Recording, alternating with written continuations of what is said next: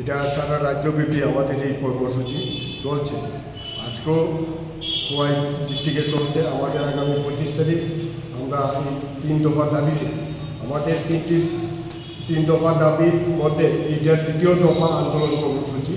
আগামী দিন আমরা 3য় দফা কর্মসূচি আমরা পরবর্তী সময়ে এই রাজ্যের আইনের শাসন পুনঃপ্রতিষ্ঠাতা করা 135তম ডক্টর বি.আর. আম্বেদকরের জন্মদিন। আপনারা জানবেন যে আমাদের কমলপুর মহকুমা দুর্গাচমনিতে আমাদের পার্টির নেতা অনিল দাসকে এই 135তম জন্মদিন পালন করতে গিয়ে বিজেপির গুন্ডা বাহিনীরা ওনার উপর আক্রমণ করে। গ্যাসের দাম বৃদ্ধি হয়েছে।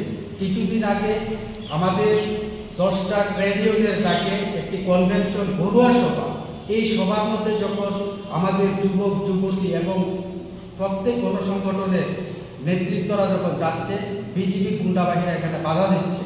তাই আমরা চাচ্ছি যে আইনের পুনঃপ্রতিষ্ঠা আমরা যাতে হয়, সে আমাদের একটা দ্বিতীয় দাবি। আরেকটা দাবি, অত্যন্ত গুরুত্বপূর্ণ দাবি আমাদের, যে এই রাজ্যে নেশার বারবারন্ত অত্যন্ত চূড়ান্ত সীমার মধ্যে গিয়ে পৌঁছেছে। আজকে যুবকরা নেশাগ্রস্ত হয়ে রাস্তায় পড়ে রয়েছে।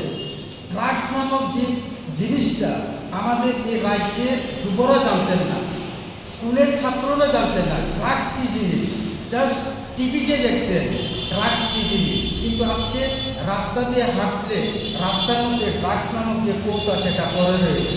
25শে এপ্রিল গোটা রাজ্যের সাথে আমাদের যে 8টা ডিস্ট্রিক্ট আছে, 8টা ডিস্ট্রিক্টের মধ্যে আমরা আগামী 25শে এপ্রিল আমরা এই ধলাই ডিস্ট্রিক্ট ডিএম অফিস আমরা অভিযানে এখানে যাচ্ছি। মূলত 3 দফা দাবির ভিত্তিতে আমাদের এই অভিযান। আমাদের যে 3টা দাবি অত্যন্ত এই সময়ের মধ্যে অত্যন্ত গুরুত্বপূর্ণ দাবি।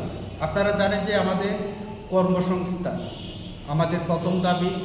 আমরা কর্মসংস্থানের যে ইস্যু, আমরা 2018-র পর থেকে যখন বিজেপি গভর্নমেন্ট এই ত্রিপুরা রাজ্যে প্রতিষ্ঠিত হয়, তারা যে প্রতিশ্রুতিগুলি তারা দিয়েছিল এই রাজ্যের যুবকদের উপরে আছে, অবিলম্বে এই শূন্যপদগুলি পূরণ করা এবং যারা টেট উত্তীর্ণ হয়ে বসে আছে, যারা এমপিডব্লিউ পাস করে বসে আছেন, যারা নার্সিং পাস করে বসে আছেন, যারা বিভিন্ন জায়গায় ইঞ্জিনিয়ারিং পাস করে বসে আছেন, তাদেরকে অতি সত্বর এই পোস্টগুলির মধ্যে নিয়োগ করা। রেগা আমরা বরাবরই আমরা দাবি করে আসছি যে রেগা 200 দিনের কাজ চালু করতে হবে।